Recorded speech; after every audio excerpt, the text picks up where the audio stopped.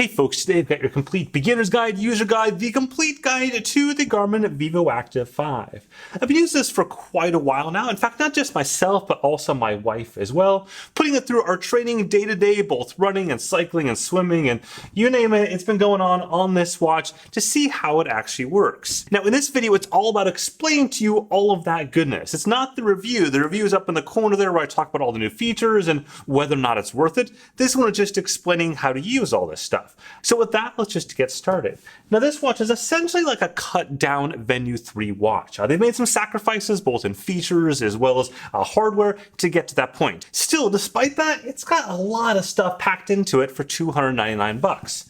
So the very first thing you're going to notice is this AMOLED display. This is a departure from the past where the Vivoactive series used to have what's called a MIP-based display, or basically that like monochrome-ish, but it's got color into it, that kind of dull-looking display. Now there's some pros and cons to that. The main pro to a AMOLED display is that it's super bright and brilliant, as you can see right here, especially in darker settings. Now, in the past, there's been the con of these sort of displays that they're hard to see outdoors. That hasn't been the case. I've used this in super bright sunny conditions and dark conditions and cloudy, you name it, I've used it. And current generation AMOLED displays like this one here and ones from Apple, in other words, are plenty bright for outdoor sun usage. So whatever you have like mindset wise from even just 2 years ago doesn't really apply to these sorts of displays. But one thing you are noticing though is that it keeps on turning off.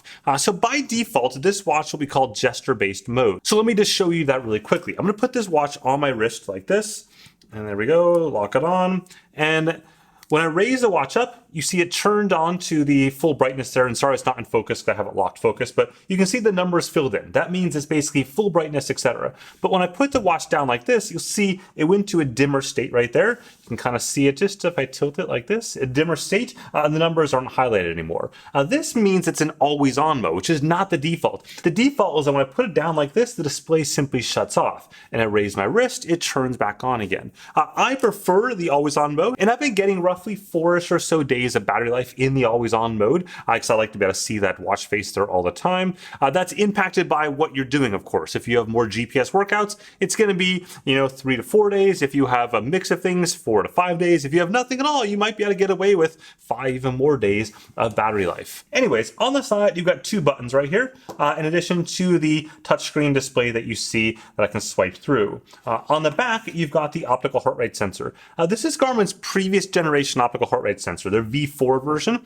That's probably the biggest notable difference between this and the Venue series. The Venue series has their new V5 optical heart rate sensor, and that sensor has the hardware internally to be ECG capable down the road once Garmin enables that. Right now, though, this means that this watch here will never get ECG, versus the Venue 3 series device will likely get ECG at some point down the road. In terms of accuracy, though, it's not a big difference in my testing. There's little cases where the newer sensor is slightly more accurate, but on the whole, this is generally speaking a pretty darn accurate sensor. On the side here, you've got your charging port right there, standard issue Garmin charging port. The other end of the cable is USB-C, pretty straightforward. In any case, flipping it over, we've got our touchscreen here in the watch face. This watch face is customizable. You can just hold the lower right hand button right there like this, tap on watch face, and you got a couple different options. You got these like relatively straightforward watch faces that you can customize, and I can go swipe through this, I can create my own. But there's also live watch faces. Let me just find one here in my list of watch faces.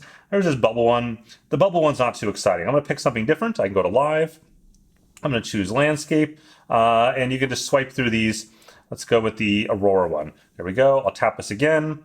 And then you can see what it's going to do is Aurora behind it will move. And these are the live watch faces. Some of them are executed really, really well. Some of them like so-so. Some of them are kind of boring. Some of them are awesome. But there are a ton of them in here to choose from. Obviously, these are on a bit of a loop though. So, once it does its live thing, then it just kind of stays put there. And hey, just a quick note before we go on to the next item. If you are finding this video interesting or helpful or something like that, just hit either the like button or subscribe down at the bottom there. It really does help with this video and the channel quite a bit. Now, swiping down from there, you have what are called the widget glances. Basically, these are little snippets of information that you can tap on to get the full widget. So if I tap on the steps one right there, you'll see the steps for my day since midnight.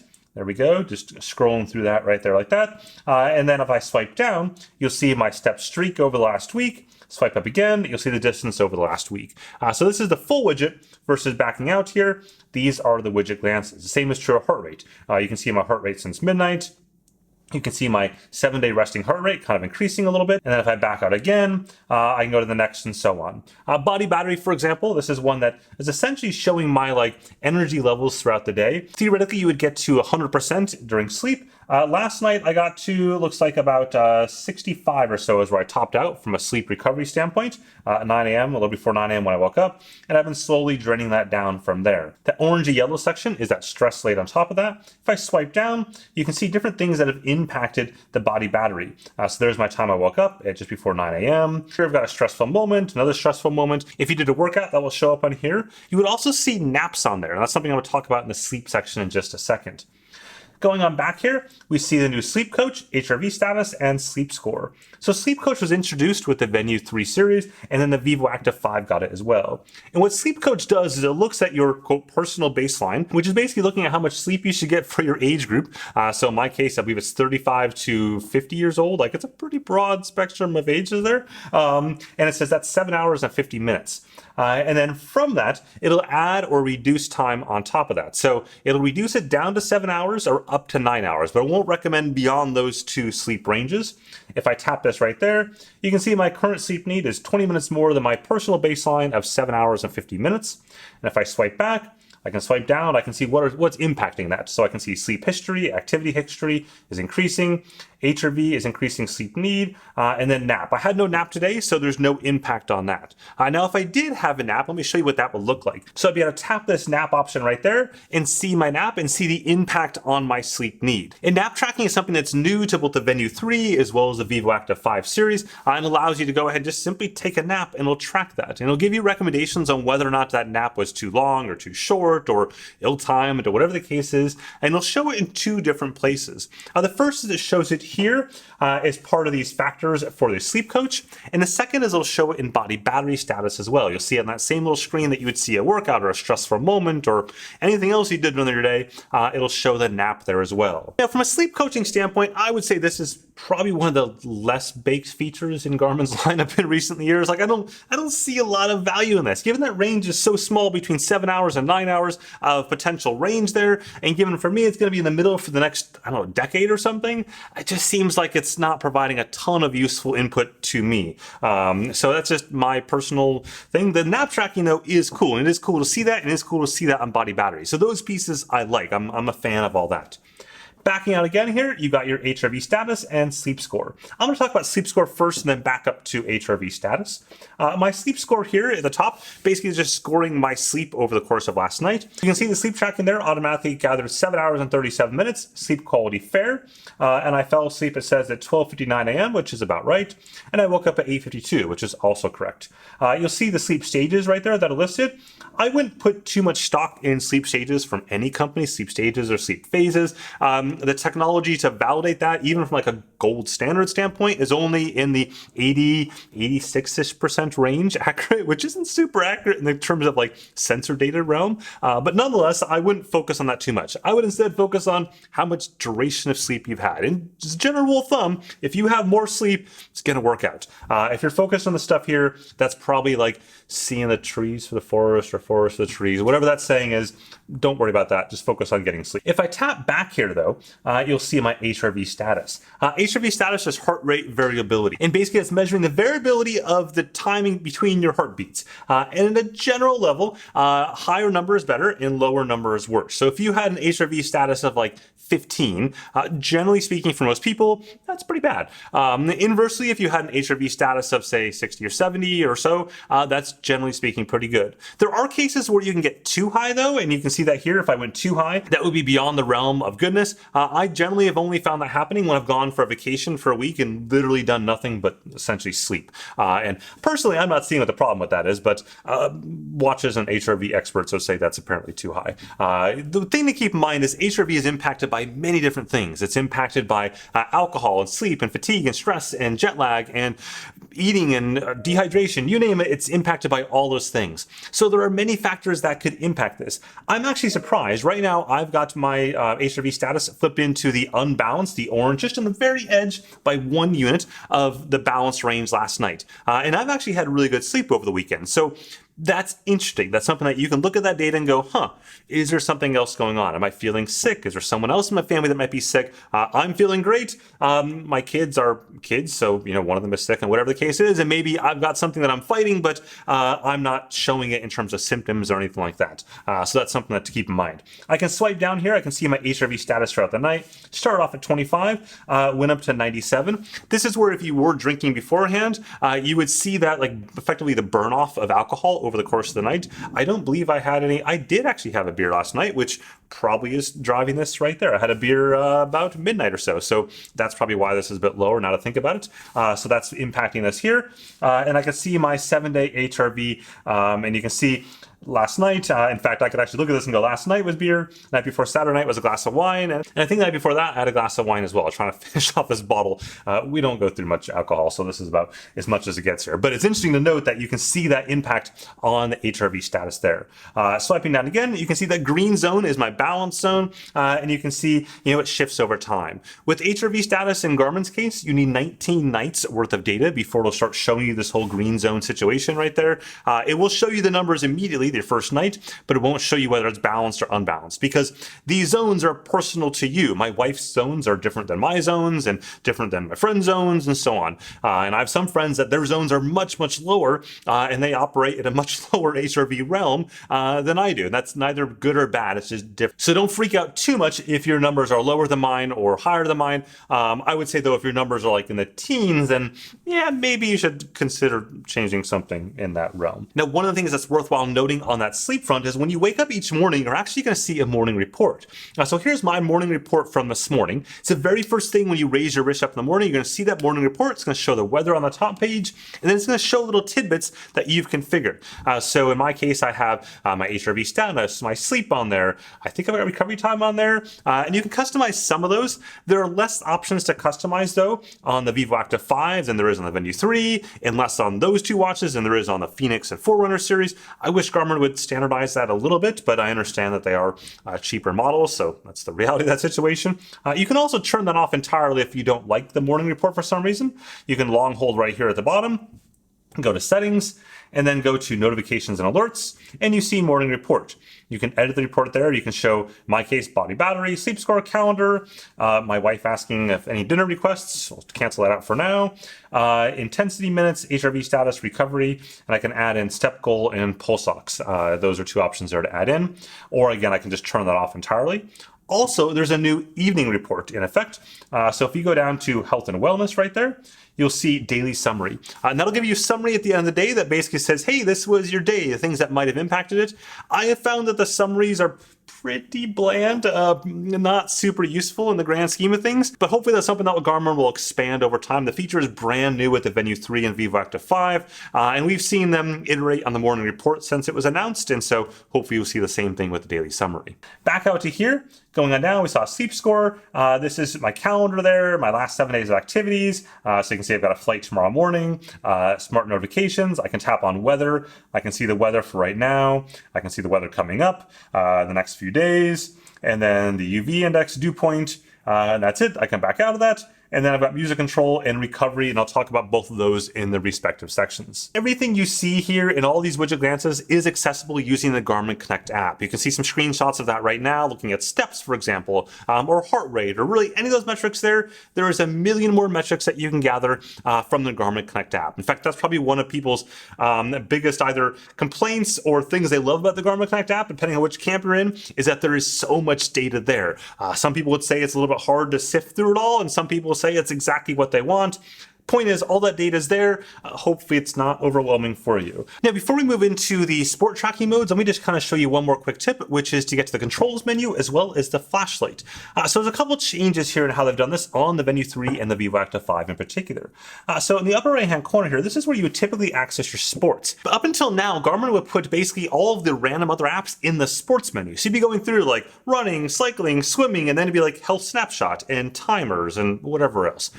They've now separated the does that? There's two tabs at the top there, activities, which is the sports you know and love, and then apps. And that's the everything else bucket.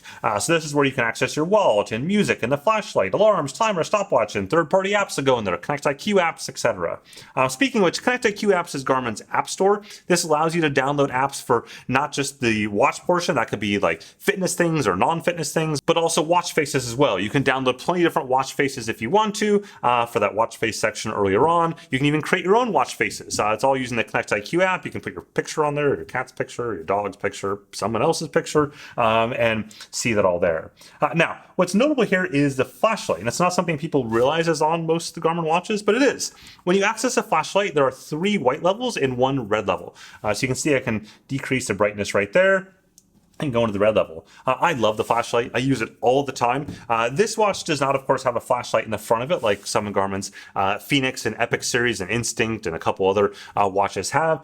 Instead, it is simply just the display itself, but it's super useful, and frankly, it's more than bright enough to light up a room. If you go full brightness on the white there, you can illuminate a room and like change a baby's diaper in the middle of the night. Like, trust me, been there, done that, no problems at all here.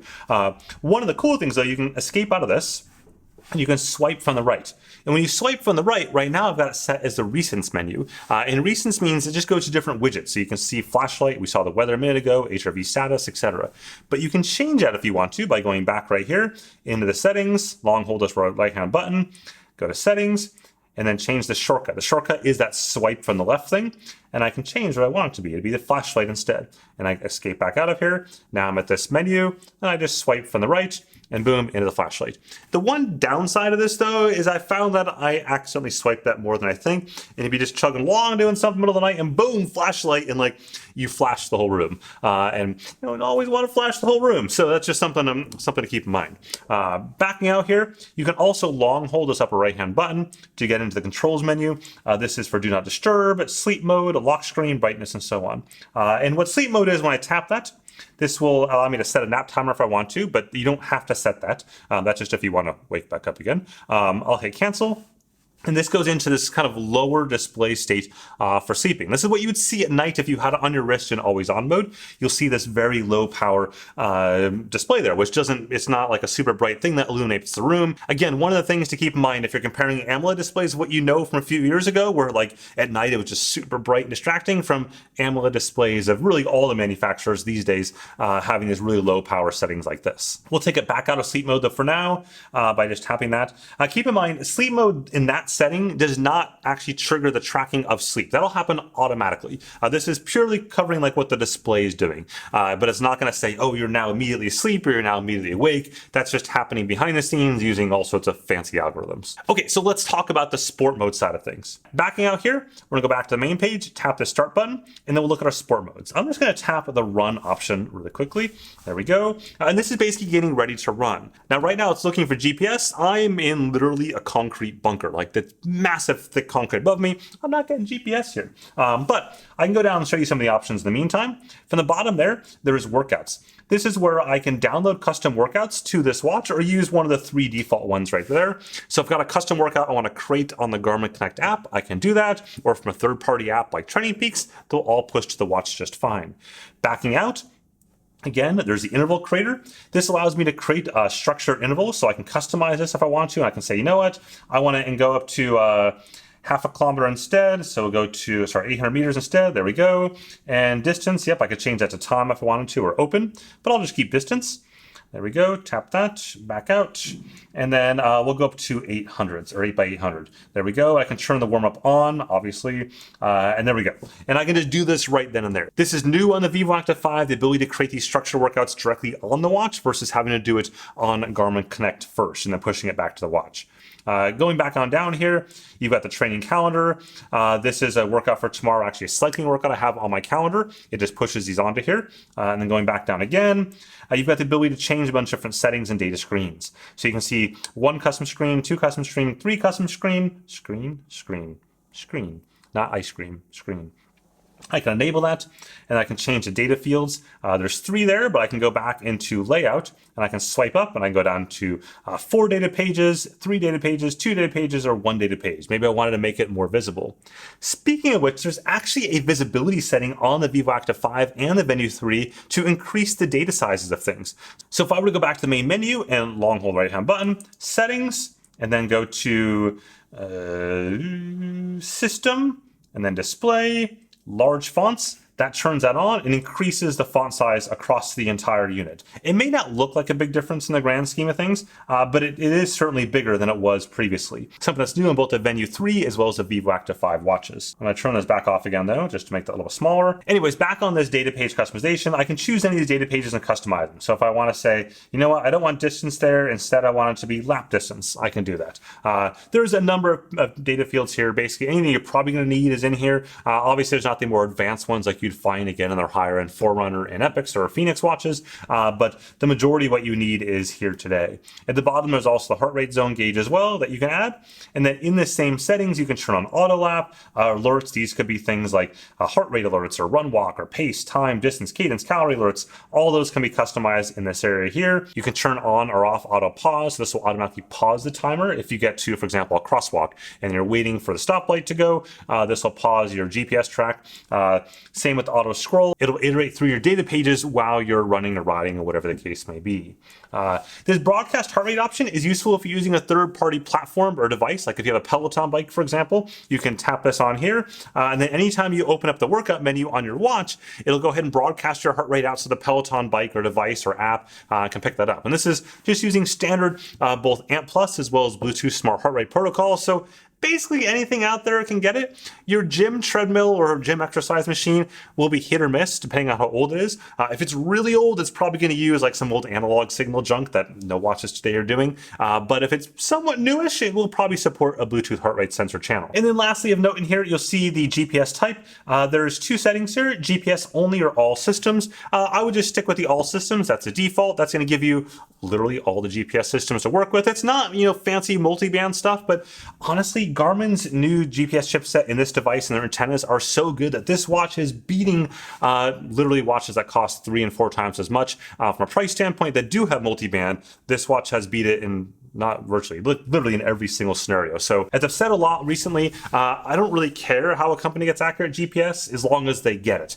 So if they want to use a fancy chipset, great. If they don't, great. As long as it's accurate, that's all that really matters. Now, once you've got GPS, you'll see that here. Also, if you have any sensors paired, you'll see that here as well.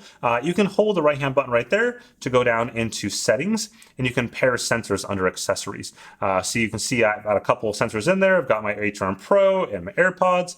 I can click add new. I can add a heart rate sensor, headphones, cycling speed and cadence, e-bike, which actually pull in e-bike stats, cycling lights, cycling radar, running foot pod, and Tempe, which is a temperature sensor, an external temperature sensor. I can add those in there, and then I would see them back here on this run page. In my case, we're just going to simply hit the start button, and we're going to start our workout. At this point, you'll see all of the workout stats there. Pretty straightforward. I can swipe up to see other data pages I've configured. So I've got those 3 custom pages, as well as that 4th one for the heart rate.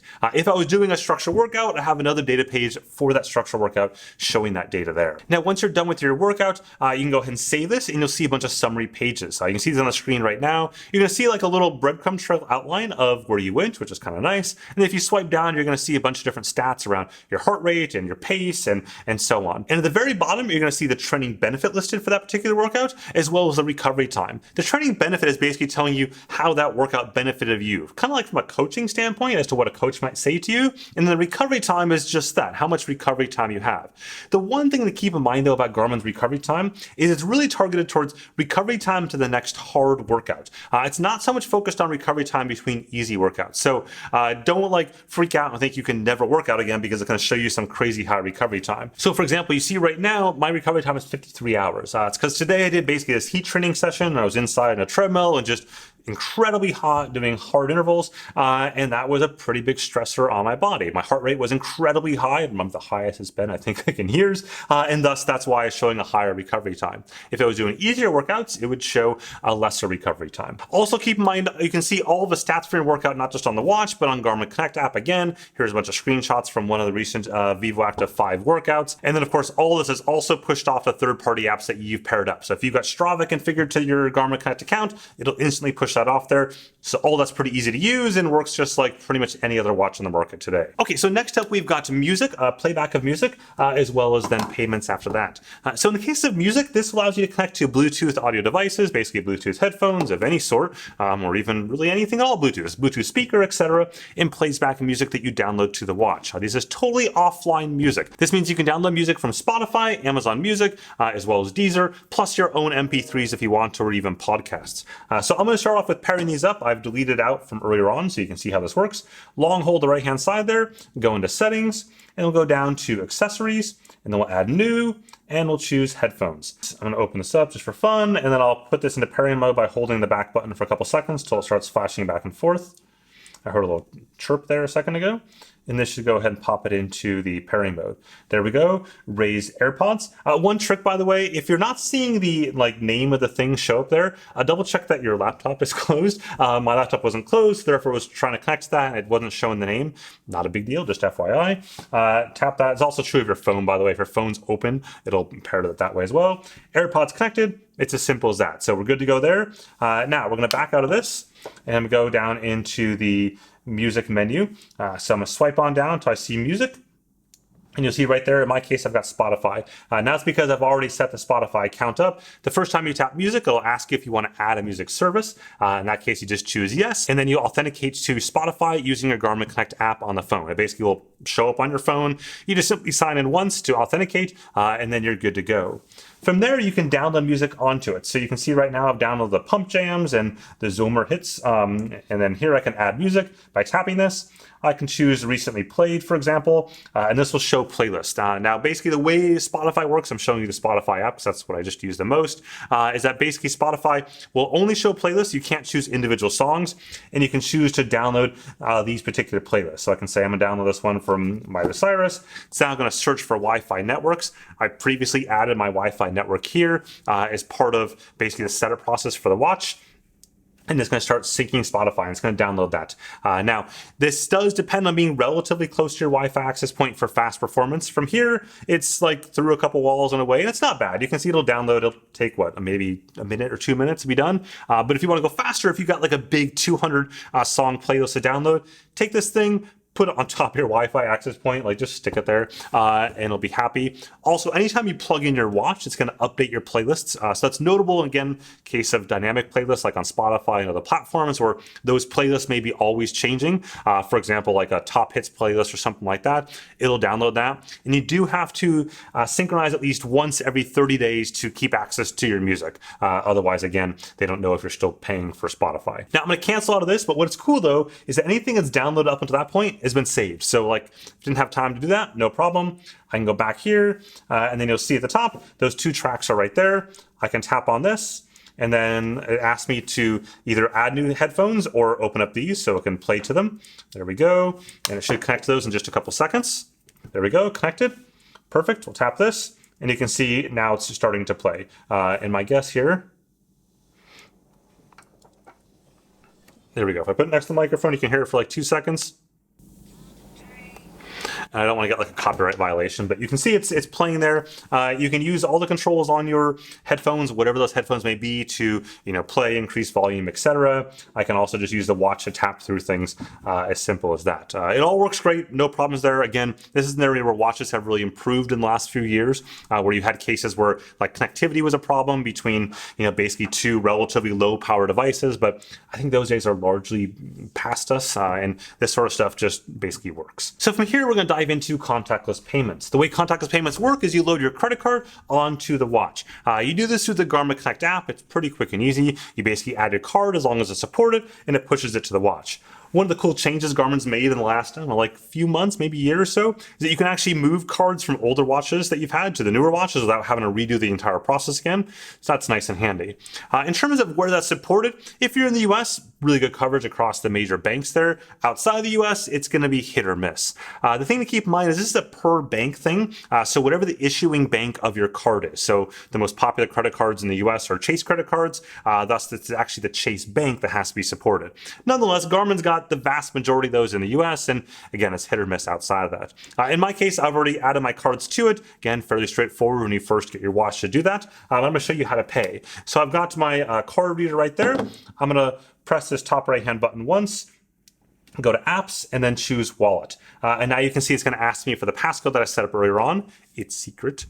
And then now you see hold near card reader. And this is where I can pay for something. For example, I could pay for this coffee cup, this DC Rainmaker coffee cup. It's linked down below there. Also, you should buy one because as I started filming this video, like I literally started hitting the record button, I spilled this entire coffee all over the table. It was the first time I've spilled coffee here in years, I think. But nonetheless, once you've got this, you're ready to go and ready to buy it. So you take your card reader just like you would at a store, and I'll move this in close so you can see this in real time. There you go, my card reader is like you'd see at a store, and I just put this over the top, and boom, done. It's as simple as that. I paid myself $1. The mug isn't $1, by the way, but it's just easier for me to do this over and over again at $1 than it is to do it at the actual price. And thus concludes paying for my cup of coffee that I spilled everywhere and didn't get a drink.